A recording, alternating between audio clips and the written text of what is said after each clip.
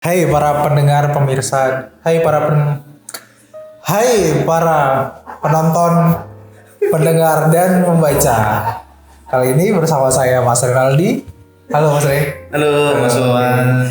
Orang yang belum terkenal, Ya belum terkenal.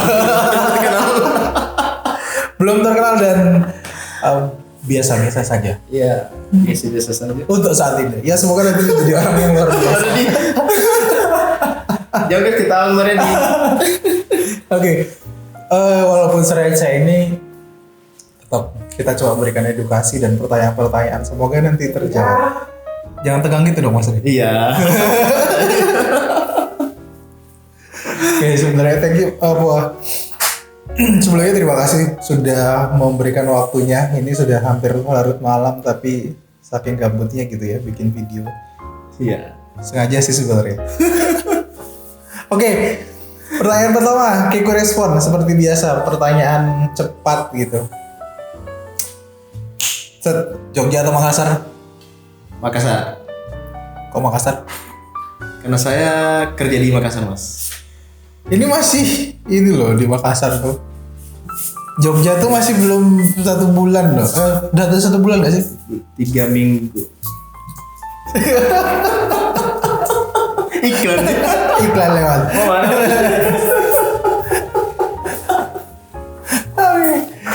Udah 3 minggu atau berapa minggu sih? 3 minggu. 3 minggu. Ya. Makassar lu spesialnya apa sih? Makassar itu spesialnya ya salah satu kota metropolitan di Indonesia Timur kan. Apa ini? Metropolitan? Iya. Emang ada mall? Banyak. Berarti gue yang gak pernah ke Makassar aja. Ya Mas, Wawan jalan-jalan ke Makassar lah. Oke, siap. Someday mungkin akan ke Makassar. Iya. Ya, sorry ya pemirsa ada iklan lewat. Oh nggak jadi ya. Sponsorship. Kenapa nih? Oh muncul tuh. Kalau waktunya saya jadi kamar gitu Pak. Oke. Lalu kalau berkarir emang kerja di mana di Makassar? Kalau saya kerja di Stikes. Dosen. Wow. Dosen udah sikat dan nikah belum sih? Udah. Aduh. Tolong penonton saya udah nikah dia. Dosen udah. Udah berapa lama di kerja sini? Kalau kerja itu dari 2015. 2015. Lulus tak? Lulus nurse itu 2014. 2014 berarti 2014 2015 belum pernah di ini klinik, Belum pernah. berarti langsung Langsung di kampusnya. awalnya gitu kan setelah profesi itu ya tetap kasih masuk lamaran kan di beberapa klinik, beberapa rumah sakit, tapi ya mungkin rezekinya sudah di akademisi. Baik. Selama baru beberapa minggu di Jogja, apa yang dirasain? Ya masih beradaptasi dengan suasananya, Makan? budayanya, makanan terutama. Karena Jogja kan itu makanannya manis-manis. Baru kebetulan saya nggak suka yang manis-manis. Ya sama sih dulu kalau Iya. awal-awalnya sih juga sama sih sebenarnya awal-awal masuk di Jogja itu rada manis, apalagi dengan gudeg gitu. Makan gudeg. Tapi sekarang udah cukup adaptasi dan malah nggak pengen balik. Oh gitu. Oh gitu ya, pura-pura anda nggak tahu. Oke. Kemudian pertanyaan selanjutnya quick respon lagi. Quick Pas respon. Iya pas. Kalau pas itu nggak dijawab artinya. Iya. Kalau rapid question kali. ya. Rapid question. Oke. Akademisi atau klinisi? Akademisi. Why? Karena gimana ya, tertarik saja dengan ini beberapa penelitian. Artinya kan kalau di rumah sakit itu kemampuan kita untuk meneliti sesuatu itu terbatas. Beda dengan akademisi. Oh, ya mungkin banyak faktor ya. Kalau sebenarnya kan lahan kita sebenarnya di rumah sakit ya. Maksudnya semua yang kita inginkan itu di rumah sakit gitu. Responnya di rumah sakit padahal. Ya, tetapi kalau kita lihat di perawat-perawat di rumah sakit lebih dia kan lebih monoton kerjanya saja, nggak apa ya, nggak fokus Inovasi. untuk meneliti gitu. Oh.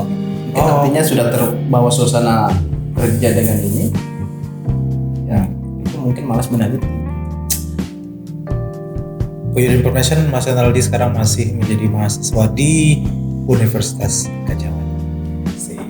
Untuk mahasiswa. Nanti kita akan sharing gimana dia kok tertarik sampai di menjadi perawat dan masuk lanjut studi. Ya. Seks sekali. Ini buat teman-teman atau adik-adik yang nantinya saya masuk lanjut jadi perawat atau enggak dan sebagainya, nanti kita akan tanya lebih ke sana. Oke, saya lanjut lebih jauh tentang yang tadi kaitannya dengan praktisi atau teknisi. Pertanyaan selanjutnya adalah lebih suka pegang pasien atau pegang proyek penelitian? Proyek penelitian. Why? Padahal kan bisa aja misalkan pegang pasien sekaligus proyek penelitian gitu. Jadi gini ya, kalau di akademis itu ya, ini kan biasanya kan ada hibah dari pemerintah ya. Mereka juga kan dengan penelitian dosen pemula, setelah dosen pemula ada lagi tingkatannya kan. Jadi itu dananya itu ya lumayan buat ini biaya hidup lah ceritanya gitu. Oh, itu dari segi dana ya. Kalau dari segi sebenarnya kalau penelitian tuh berapa lama sih rata-rata prosesnya? Tergantung dari ini ya mas, tergantung dari judulnya juga sih. Kita Kadang sampai apa? 2 bulan. Berarti outputnya adalah sekolah ya tetap akhirnya adalah profesor. Ya, insyaallah. Ya semoga lah kita Semoga. Ya. Oke, selanjutnya ngomongin tentang perawat gitu, pernah di awal masuk jadi kuliah di keperawatan tuh awalnya gimana? Apa terjerumus kah? Kan ada nih beberapa teman-teman kadang, aduh ya sudah terjerumus sampai di sana. Itu gimana awalnya? Ya, rencana dulu saya kan setelah SMA. SMA mau nakal nggak dulu? Enggak. Astagfirullahaladzim, coba pertanyaan gue ya. Nakal apa enggak gitu? Kurang baik. Nakal dalam artian apa ini mas? Nakal Enggak, maksudnya berkelahi tawuran atau apa mas ini? kalau kemarin aku tanya share tuh tadi di YouTube sebelumnya nih, video sebelumnya, senakal apa lu dulu? Iya nakal anak SMA kayak gitu, tawuran biasa gitu. Oh iya, kalau itu biasa terjadi mas kalau di SMA. Dulu kan setelah SMA itu ingin daftar ini ya polisi gitu, tetapi rezekinya nggak ada di situ. Tapi sempat daftar polisi tuh? Sempat daftar setahun. Setelah itu orang tua sarankan saja karena kakak saya kan sudah ada perawat kan. Jadi orang tua aja sudah daftar situ saja. Jadi ikuti saja orang tua kan. Jadi daftar perawat. Perawatnya berarti bukan atas perintah ya udah saya pengen jadi profesional bla atau emang dulu nekat aja dulu ngikut keinginan orang tua ya udah nekat saja dulu, tapi setelah mengikuti beberapa bulan beberapa tahun ya ini kan sudah terbiasa, sudah terbawa, sudah ini kalau kita beradaptasi, kita tekuni itu setidaknya menjadi perawat profesional. Gitu ya. Lalu di awal semester tuh pernah nih nggak sih ngerasa aduh gue salah jurusan gitu? Oh kalau saya nggak pernah mas. Nggak pernah, berarti ngikut floor alurnya gitu ya. Sebenarnya apa sih yang dicari jadi perawat? Kalau bingung apa ya? Apa ya yang dicari perawat ya? Artinya kan ini bisa ini ya merawat orang tua ketika sudah menua ya. Salah satu Paling penting itu sih. Ya. Tapi pertanyaanku, ada juga kok orang jadi perawat tapi nggak dekat sama orang tua gitu. Maksudnya gitu. jauh gitu. Jauh dari orang tua ya. Ya, tapi tetap mungkin akan poin ke sana. Oke. Lalu sebenarnya apa sih hal-hal yang di awal yang paling disukai tentang awal dulu kok? Oke, gue mantep nih buat masuk jadi seorang perawat? Ada kesan yang wah oke deh gue lanjut deh nih kuliah gitu. Jadi ketika saya semester berapa ya? Semester 3 kalau saya masih D3 kan. Saya kan mulai dari D3. Enggak langsung S1. D3 dulu. Dari D3 itu kan kita sering diikutkan ini kegiatan sosial kan. Kegiatan sosial. Kegiatan sosial itu ya. Jadi situ artinya kan sudah ternyata perawat itu juga asik ya. Jadi ada kegiatan seperti ini kalau di kampus. Kalau di kampus saya seperti itu. Jadi mulai enak kegiatan sosial. Jadi sampai sekarang pun ini kegiatan sosialnya masih berlanjut sampai sekarang. Karena pandemi mungkin di stop dulu kemarin. Kemudian ketika bedanya, nah ini banyak pertanyaan kadang ya, bedanya perawat sama dokter tuh apaan sih gitu. Kadang perawat tuh pembantunya dokter ya gitu. Kalau saya sih jawabnya langsung no gitu. Kalau di Mas Li gimana? Kalau saya bukan sih, tapi mitra dengan dokter ya. Bukan. Kolaboratif ya? Ya kolaboratif. Tapi pembelajarannya hampir sama nggak sih? Kalau pembelajarannya itu, kalau dokternya itu lebih ke medisnya ya, ke konsep penyakitnya. Kalau kita ke konsep bagaimana merawat pasien itu seperti apa dengan penyakit-penyakit tertentu kan. Oke. Nih, anyway, kok Mas Ri udah ngantuk? Ini jam berapa nih? Belum. Bisa sampai jam 12 lah. Ini take-nya malam teman-teman. Oke. Saya jadi bingung nih, tanyanya gimana tadi? Tiba-tiba nge-blank gitu. Oke. Perjalanan dari D3 S1 profesi lumayan cukup panjang perjalanannya, kemudian sampai studinya lanjut gitu. Sebenarnya selama proses studi itu kadang pernah ngerasa down nggak? Atau pernah ada fase yang udah gue give up deh gitu? Kira dari teman-teman kita yang penonton dan segala macamnya yang ngerasa down dan segala macam dengan segala aktivitas kuliah dan kawan-kawan gitu. Pernah punya pengalaman itu nggak? Kalau saya merasa down itu nggak pernah sih Mas. Dan mulai dari D3, setelah D3 kan langsung lanjutkan ke alih jenjang kan S1 kan itu 3 semester. Setelah D3 lanjut lagi S1 profesi. Nah nanti setelah profesi itu jaraknya lanjut ke S2 itu mungkin agak jauh ya, mulai dari 2014 sampai nanti kuliahnya 2020, 6 tahun. Cukup panjang.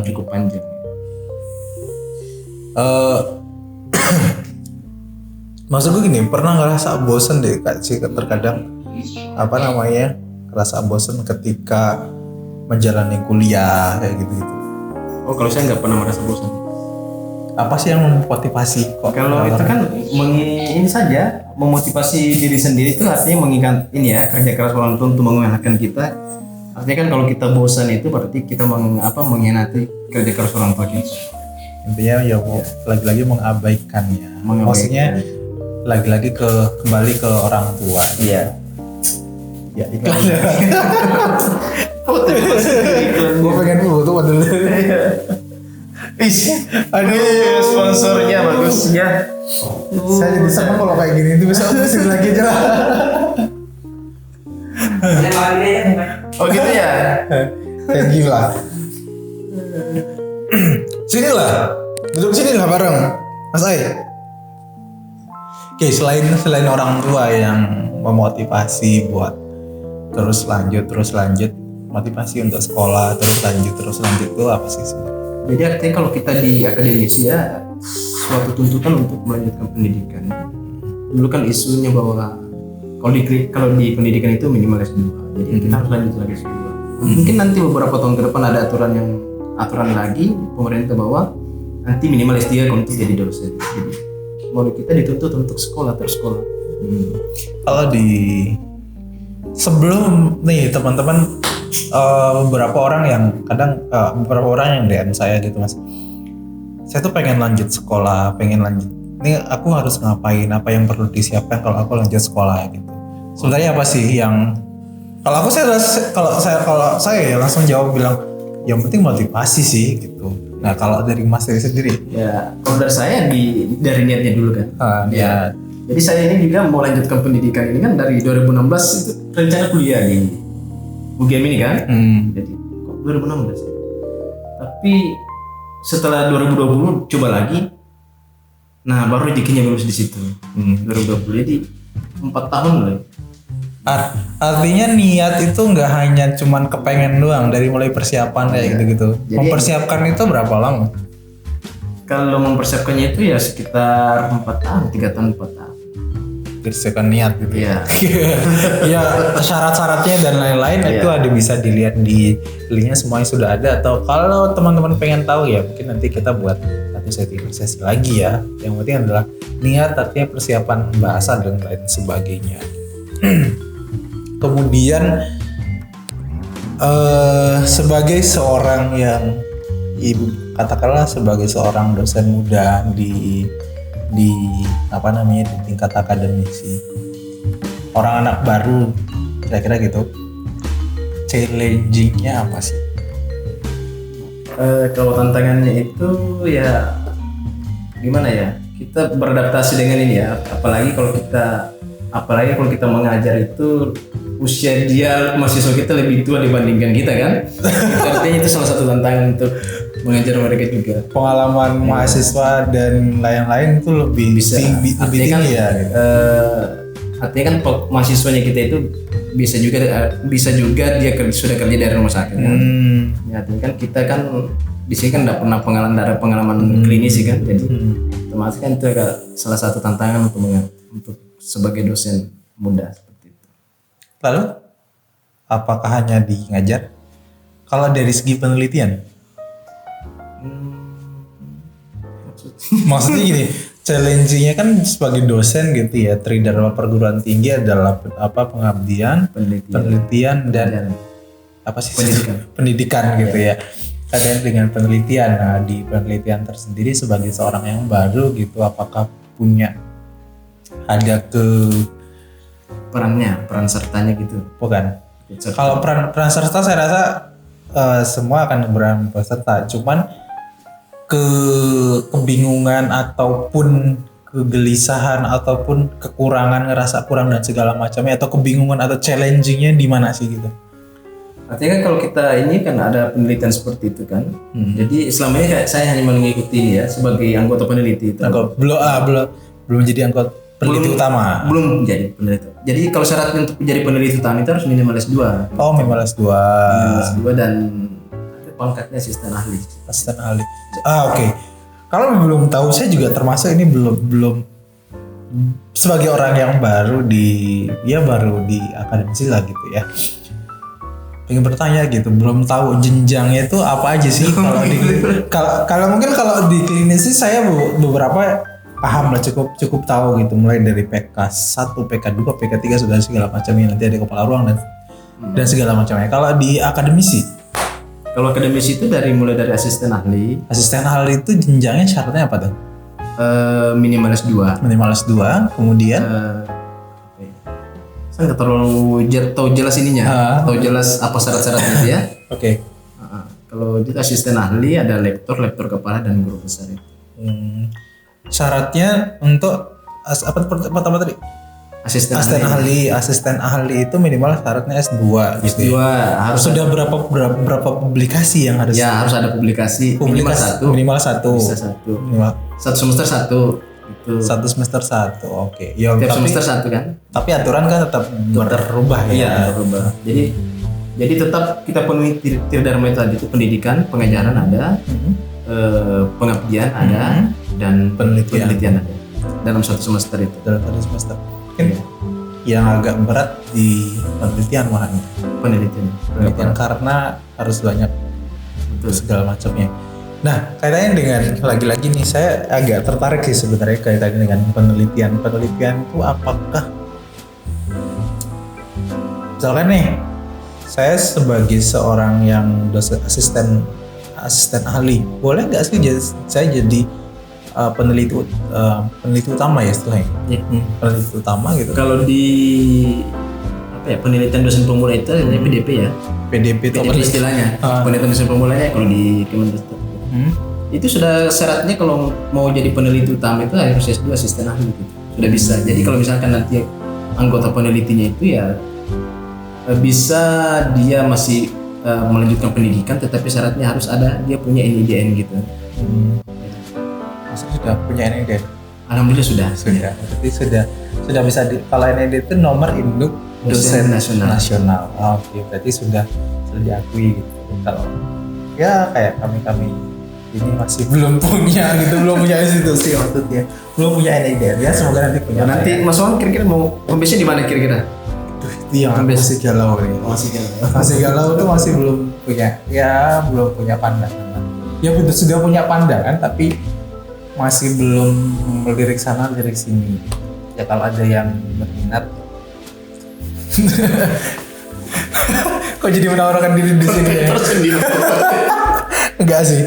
Iya maksudnya masih masih mempertimbangkan berbagai hal gitu, selesaikan tesis dan segala macamnya dulu gitu. Oke, kemudian setelah kaitannya dengan penelitian tadi, PDP lanjut berapa lama tuh, ada syaratnya sih enggak sih buat lanjut ke jenjang S3 gitu? Atau harus boleh lanjut ya? Syarat ini apa ya Mas? Kalau dari dosen tuh gitu, misalkan nih sekarang studi lagi kuliah gitu, pengen lanjut lagi deh gitu. Ya tergantung dari ini. Institusi. Kan dia dari institusi kan. Kalau di tempat Mas Aryo boleh langsung lanjut. Kalau saya kan sekarang ini disekolahkan dari institusi ya. Jadi nanti setelah selesai, nanti ada katakan kerja 5 tahun, nanti setelah 5 tahun baru bisa kuliah, baru bisa sekolah lagi. Oh, iya berarti bisa disiapkan dulu ya, disiapkan untuk S3 baik bahasa dan kalau S3 kan bukan hanya bahasa tetapi ya isi dompet juga. Yang menentukan ya. Target penelitian berapa publikasi? Maksudnya penelitian targetnya sampai misalnya ini udah selesai nih, target per semester selanjutnya. Oh gitu. Jadi setelah selesai nanti itu ya targetnya kalau bisa 1 semester 1 penelitian. Minimal ya. Kalau bisa 2-3 ya. Dengan kualitas jurnal publikasi Q1, Q2. Berat tuh Mas. Ya kita main ini dulu ya, standar skala nasional dulu lah. Sinta minimal ya, minimal Sinta 2 lah. Sinta 2. Ya, jadi ada istilah Sinta 1. Ada Q ada ranking jurnal gitu. Pada yang belum tahu ya. Kalau kita bahas berusaha ya. Tapi kalau misalkan kita mau main level internasional ya nggak apa-apa, kita main di Q4 dulu, Q4 lah, Q5 nggak apa-apa. Kembali ke pertanyaan basic sih Mas Ri. Ya, bagiku buat penelitian tuh sesuatu yang menurutku tuh sesuatu yang perlu dilanjutkan dan perlu ditingkatkan sebenarnya kalau menurut bagiku gitu ya. Nah sekarang apakah menurut dirimu nih, apakah implementasi dari penelitian yang sudah dilakukan itu sudah bisa aplikatif nggak sih kepada user atau di taraf klinisi? Sebenarnya buat aku tanyain buat ini sih, buat orang klinisi. Cuman ya nggak masalah sih, aku tanyain buat dari segi akademisi yang sebagai seorang yang pemula dalam karir akademisi. Iya, kalau sejauh ini sepahaman saya itu belum aplikatif di klinisi. Cukup berat atau cukup berat juga diaplikasikan itu. Jadi kan kalau di klinisi itu ya menurut kacamata saya, jadi kalau di klinisi itu sekatakan tadi bahwa kalau misalkan dia sudah terbawa dengan suasana itu ya artinya kan dia nggak nyaman dengan sudah posisi itu ya nggak usah ya, sudah terbawa suasana seperti itu. Jadi pengaplikasian suatu evidence ya itu sangat sulit. Masih gitu ya. Masih sangat sulit, tapi masih sangat sulit. Sudah banyak juga yang kayaknya sih berubah gitu. Kalau menurut pandanganku gitu. Pertanyaanku ya aku jawab juga gitu. Oke, kemudian kaitannya dengan di pendidikan. Kalau pendidikan ingat tadi terutama perguruan tinggi, pendidikan, penelitian, pengabdian. Oke, belum lanjut ke pendidikan deh. Aku tanya lagi kaitannya sama informasi ya mungkin buat teman-teman atau penonton nih, kalau QQ itu Q itu yang apa namanya, level jurnal kali ya. Level jurnal ya. Level jurnalnya Impact Factor dan kawan-kawan. Ya mungkin nanti akan dibahas di lain kesempatan gitu ya.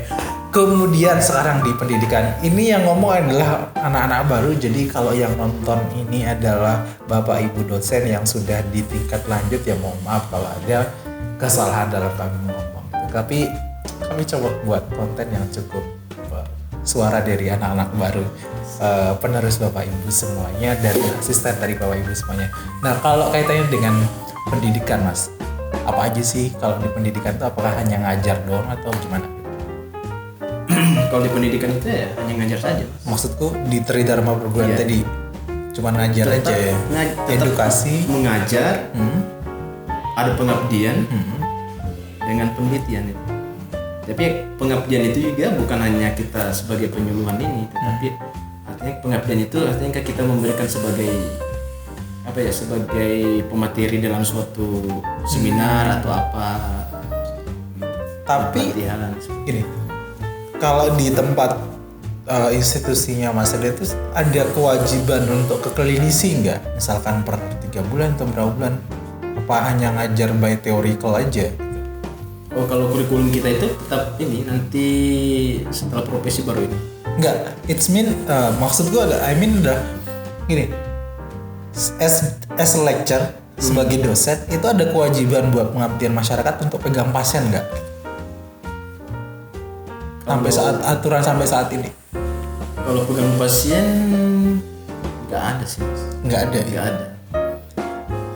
Nggak ada kewajiban, artinya kalau menurut Mas Ade sendiri, adakah ini sebagai seorang perawat nggak cuman di kelas gitu ya? Menurut pandanganmu nih gitu, apakah aturan selanjutnya itu as lecturer tuh sebenarnya harus pegang pasien nih gitu? Menurut pandanganmu gimana? Kalau menurut saya selagi ini ya, artinya kan kalau kita sebagai akademisi ini tetap kita memiliki STR aktif ya, bukan hanya orang klinis yang mempunyai STR aktif ya. Oke, kita STR itu adalah aktif, ya. Surat tanda registrasi. Legalnya kita as a nurse gitu. Gitu.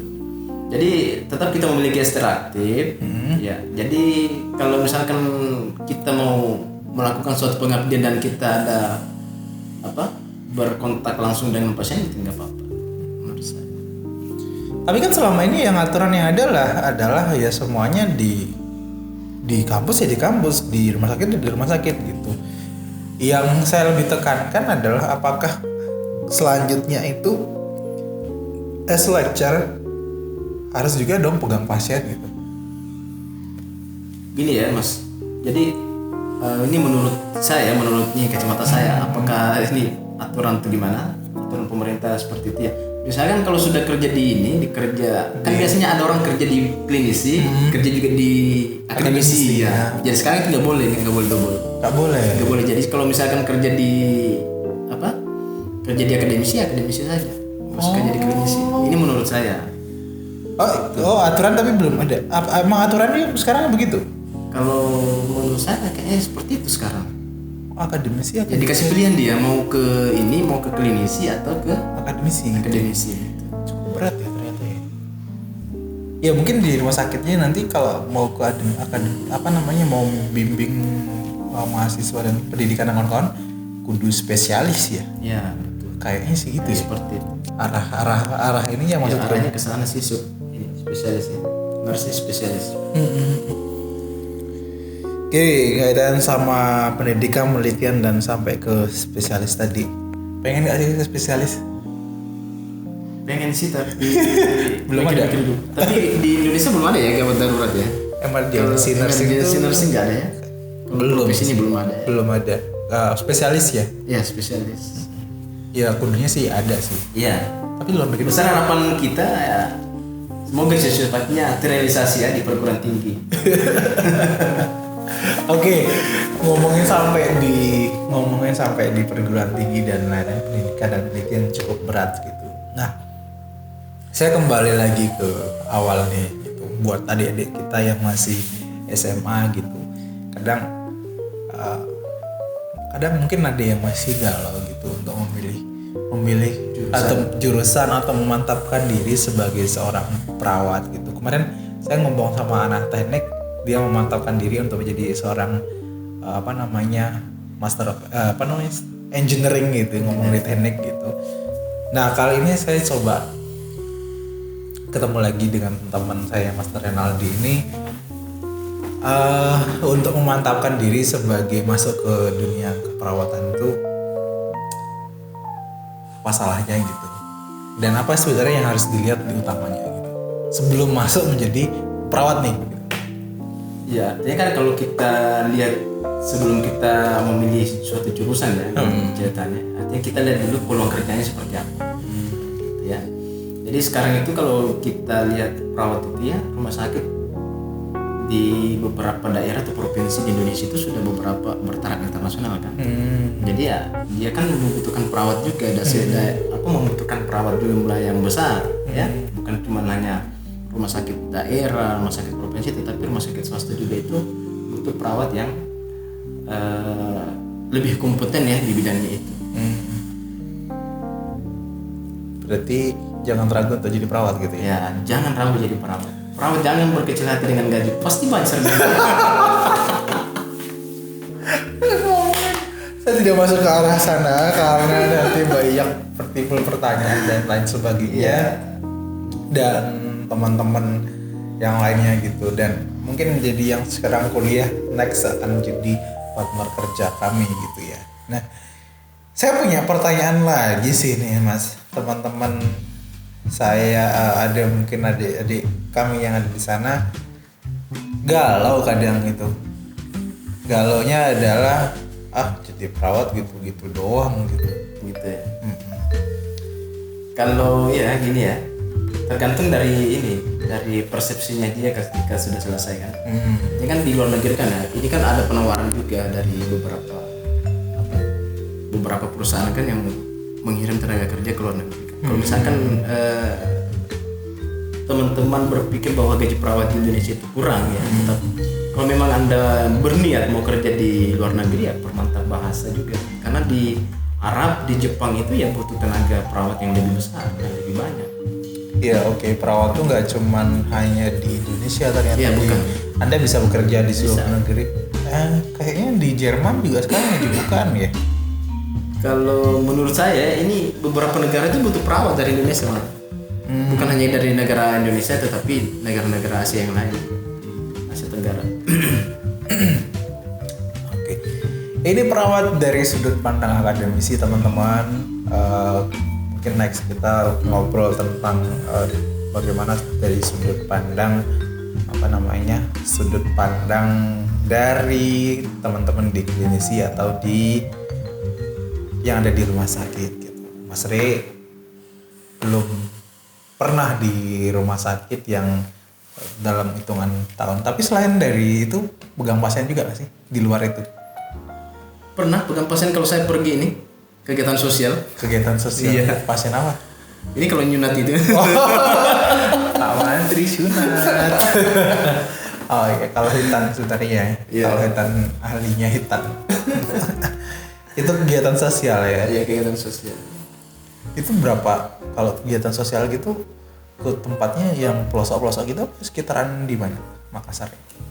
Kalau di pelosok itu ya masih seputaran Sulawesi Mas. Sulawesi. Tetapi kami sudah ada beberapa kabupaten saya datangi ya. Ada sampai itu saya berangkatnya jam 5 jam 1 malam, tibanya jam 6 pagi gitu, naik motoran kayak gitu. Iya. Nyebrang pulau laut. Enggak, cuman lewat darat. Ada juga sih kemarin kami kita ke mana ya? Kita ke pulau. Kita berangkat dari pelabuhan itu Dermaga itu jam 11 siang ya. Kita tibanya maghrib. Susah sedihnya kegiatan aksi sosial gitu. Kalau sedihnya nggak ada sih. Malah saya senang kalau ada kegiatan seperti itu. Iya. Seakan-akan kita liburan sambil kerja ceritanya seperti itu. Kerja tapi kegiatan sosial gitu ya. Itu juga dinilai di dosen ya. Iya, itu kan sebagai suatu pengabdian. Pengabdian. Paling besar pernah motong burung tuh sampai berapa? Sekali, sehari gitu. Kalau sehari saya nggak bisa ukur berapa, saya kan nggak pernah hitung Tim, berapa. ya. Tapi kita pernah itu melakukan sunatan itu 2017 ya, itu sampai 350 anak. 350. Ya, jadi kita kerja pagi sampai sore jam 5 baru selesai. Itu udah mumet gitu. Ya kalau mumetnya ya mumet ya, tapi intinya apa ya, karena suatu tanggung jawab kan. Jadi ada ilmu itu ada tanggung jawab. Jadi ini bukan artinya kan dalam 350 itu bukan sedikit yang kerja kan. Banyak juga ada dari rumah sakit, ada juga dari Satu tim berapa yang berangkat? kalau biasa kita ini ya tergantung dari berapa jumlah anak yang di ini kan. Saya kan kalau ini kan saya dua ini ya mas ya. Jadi kalau saya di instansi pendidikan itu saya ada tim juga. Kalau di komunitas ada tim juga gitu. Jadi kalau di instansi pendidikan itu biasa hanya di dalam kota ceritanya. Kalau yang di komunitas itu kita ke pelosok-pelosok gitu. Sambil nyari mahasiswa, cari mahasiswa, maksudnya guide mahasiswa gitu yang mau di kampus kita. Enggak. Hanya sebatas nggak ada sangkut pautnya dengan pendidikan kalau saya di komunitas. Pernah sampai nyebrang laut kayak gitu? Pernah. Saya katakan tadi bahwa ini ya sampai 5 jam naik perahu. Pusing naik bukan kapal loh ya? Kapal ini ya kapal Feri. bukan kapal Nelayan. Iya, kapal nelayan. Memang itu kapal itu untuk dipersiapkan untuk memang transportasi antar pulau itu. Oh gitu. Tapi saya tuh kalau naik kapal itu mabuk laut ya. Gitu. Kebetulan saya itu hari ini cuacanya bagus ya. Nanti artinya nggak ada gelombang-gelombang ini. Oh berarti sambil jalan-jalan. Jalan-jalan. Itu kan lumayan seminggu kan di pulau kemarin. Oh gitu. Baik. Iya, kerja sambil liburan ya, teman-teman. Kerja sambil liburan. Emang di kampus juga kerja sambil liburan? Kalau kerja serasa liburan nggak sih kalau di kampus? Enggak. kerja. Ya kali aja menikmati ini gitu. Mas. Aduh. Kemudian apa lagi? Lupa gue mau tanyain apa.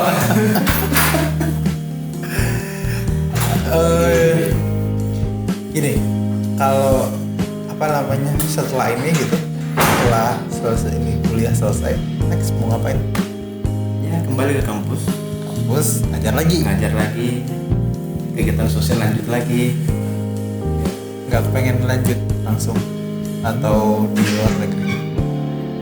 Ya kalau rencana sih ada, tetapi ini permintaan dulu bahasa lah. Itu kalau kita keluar negeri itu bahasa yang utama ya. Oke. Tadi udah kamu mahasiswa, sekarang ini mungkin dari teman-teman ataupun adik-adik ini yang pengen lanjut sekolah. Pas responnya, nikah dulu atau sekolah dulu? Sekolah. Nikah sambil sekolah apa sekolah sambil nikah? Nikah sambil sekolah. Sekolah sambil nikah. For your information, Mas Rey ini pada saat sekolah dia bukan nekat sih, kuliah gitu. Kuliah apa? Nikah. Ya tapi semua dalam pilihan.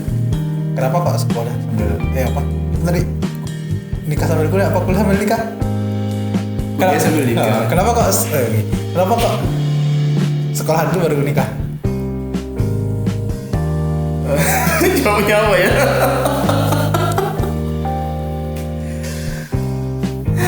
Apa harus lebih matang dulu apa gimana? Ya bukan sih ya. Apa ya? Gimana ya cara jawabnya? lebih habis blank ya. Mungkin dari mempertimbangkan banyak hal kali ya, segi finansial. Ya kalau misalkan dari ini ya artinya kan kalau kita di Makassar itu menikah ya bukan finansial, bukan hanya main-main sedikit kan, kita kan main banyak di sana. Beda dengan Jawa Mas ya. Kalau Jawa Mumpung ada orangnya. Mumpung ada orangnya. Uang panai. Gue pengen nanya uang panai. Emang uang panai itu emang suatu kewajiban apa gimana? itu sudah tradisi Mas. Ya di suatu kewajiban kan di uang panai itu kan orang sebut kan uang panai, ternyata kan itu uang belanja untuk perempuan kan. Untuk belanja di sana. Artinya kan artinya kalau di Makassar pernikahan itu ya bukan acara kecil-kecilan kan, dia undang dari keluarga besar ya dari. Standarnya deh. Ya, kalau 1 digit, 2 digit. ya tergantung sih dari keluarga perempuan ini ya. Oh gitu. Iya. Menurut saya Berat ya uang panai. Oke, uang nggak masalah ya. Emang uang panai itu emang harus. Soal gini, orang Makassar ya, orang Sulawesi ya. Apakah ditentukan besar dan kecilnya? Apakah ditentukan oleh satu pendidikan si cewek, lalu garis keturunan keluarganya kayak gitu, atau apa yang menentukan besar dan kecil ya? itu bervariasi Mas ya. Jadi ada juga misalkan tingkat pendidikannya tinggi, kemudian dia garis keturunan juga tinggi, tapi orang tuanya kan tidak minta macam-macam kan. Ya, artinya kan tetap ada komunikasi antara pihak laki-laki dan pihak perempuan seperti itu. Tetapi ada juga kalau tingkat pendidikannya tinggi dan dia keturunannya ini kan, misalkan dia sudah Andi ceritanya kan. Andi itu apa nih? Ceritanya ini kan tahtanya sudah tinggi ya. Keturunannya, garis keturunannya ini ya seperti itu. Ya pasti dia minta tinggi juga seperti itu. Berarti tergantung dari sudut pandang keluarga ya. Pandang keluarga. Bukan berarti harus bukan berarti harus semakin tinggi pendidikan uang panainya semakin tinggi kan, kayak di video-video gitu. Tergantung dari orang tua. Komunikasi orang tua kan. Oke. Mohon maaf. Nanti kita ada di sini. Uang panai hilang. Oke, kemudian kemudian selanjutnya selesai dari uang panai gitu. Caranya berapa sih kalau uang panai gitu? Ya itu ya misalnya ini ya, kalau tergantung dari pembicaraan keluarga. Misalkan ada yang minta biasa 50, mintanya 70 sampai ya kan sampai 3 digit 100 juta 200 sampai 300, bahkan ada sampai kemarin gimana ya, ada sampai 1 M lebih. Sih gue jadi cowok malah kayak gitu ceritanya. Ya itu kan mungkin dia apa ya, karena sudah mungkin dia laki-lakinya seorang pengusaha atau apa kan. Oke,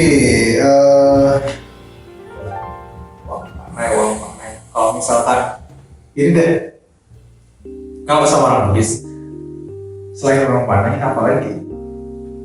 Kalau misalkan itu yang paling berat Mas, uang panai. Artinya kalau mahar kan setidaknya itu kan, kalau mahar gini, yang jelasnya bagaimana pembicaraan antara keluarga kan, dengan keluarga mempelai wanita dengan mempelai laki-laki.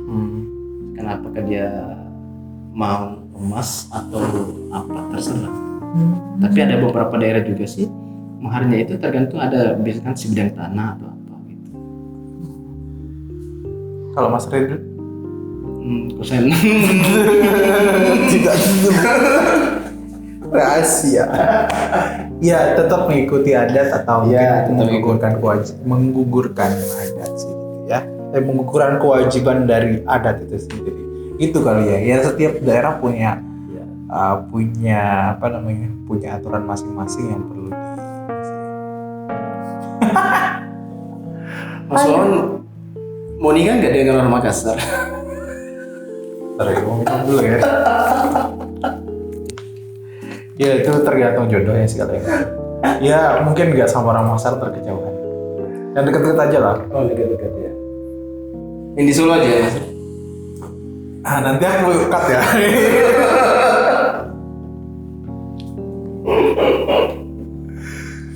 Ya thank you. Mungkin itu aja sih untuk pertama sebenarnya. Kepengen buat banyak pertanyaan, cuman sebenarnya nggak punya persiapan apapun sih.